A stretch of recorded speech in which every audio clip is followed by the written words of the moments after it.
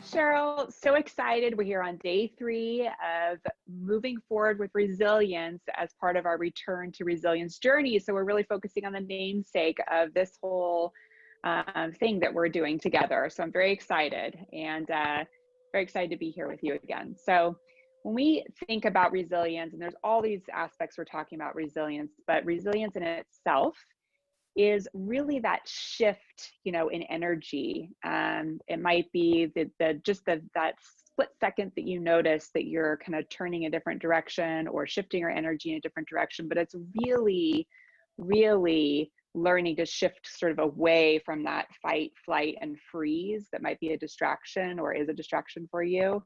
And then just really recognizing in the moment and observing, getting into a true sense of observation around ourselves and what we're acting from, and what is that looking like, feeling like, tasting like. So that's really what our focus is today around resilience. And I know that you are an incredibly resilient being, and I've heard lots of your stories, but I would just love for you to share a little bit about what resilience really looks like for you. Maybe it's daily or weekly, or a story that you might want to share with everyone. Absolutely, Jennifer. It's such an important topic, hence why we have a whole 7-day journey about it, right? And especially Yep. right now, I'm hyper aware of the fact that we have a lot coming at us from all directions right now. And having the tools, the resilience tools that are so important. And for me, I've hit a lot of challenging moments in my life. So I was able to build up Mhm. that toolbox.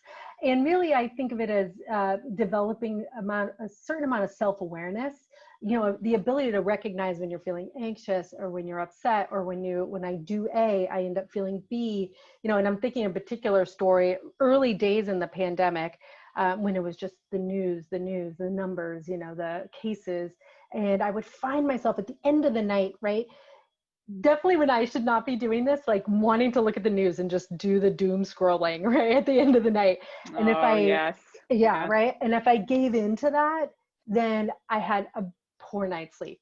It was inevitable. And then that has Mm. a whole ripple effect on my next day. So I had developed the self-awareness to see, like, when I doom scroll at the end of the night, I have a bad night's sleep, and then I feel bad the next day. And then I had to take that and take action, right? And like Right. resist the urge and find something else to Right. do than look at the news at the end of the day. So, it was funny because I would always like, okay, I'll look at the news, but only at 4 p.m. or, some other time. That's just one example. And like I said, I think for me, when I think of the tools and the toolbox I have of, around developing self-awareness, one of the things that comes to mind for me that I'm a huge fan of is meditation and mindfulness practice. Mm. And I have developed a daily practice, and it helps me quite a bit to really be present and to kind of notice the feelings and the ickiness or the good or whatever's happening. But that's what works for me, and I know it's not everyone's cup of tea. What ideas do you have? Yeah, I mean, I think what I love is mindfulness and meditation has really made its way into our culture more than it was 10 years ago, let's Yeah. say. So I love that. A big one for me is yoga. Mhm. And I know that's not for everyone either, but I've really worked to make that part of my daily morning practice and ritual. And what I love about yoga is anyone can do it, and you don't have to do all crazy back bend weird things. It's really about the whole concept we're talking about, which is being present in the moment, and whether it's just your breath and nothing else that's on your mind, and really teaching your brain to be focused and present on one thing. And it could be just in one pose, sitting in one place, and it looks like you're doing nothing, but you're resetting and you're resetting and you're resetting in the matter of maybe a minute. And that's really training your brain to be present and truly aware of yourself and your surroundings and your body, down to the, can I feel my big toe on my yoga mat? Yeah, Just that presence alone can sometimes just snap you back into exactly. the current moment. So that's a big one for me.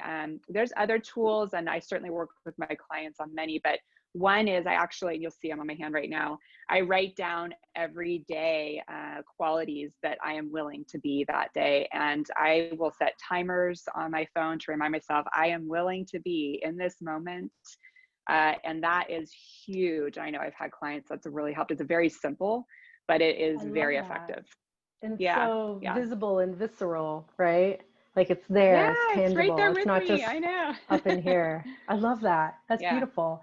So I think what we're asking everyone to do today on day 3 is to spend 10 to 15 minutes.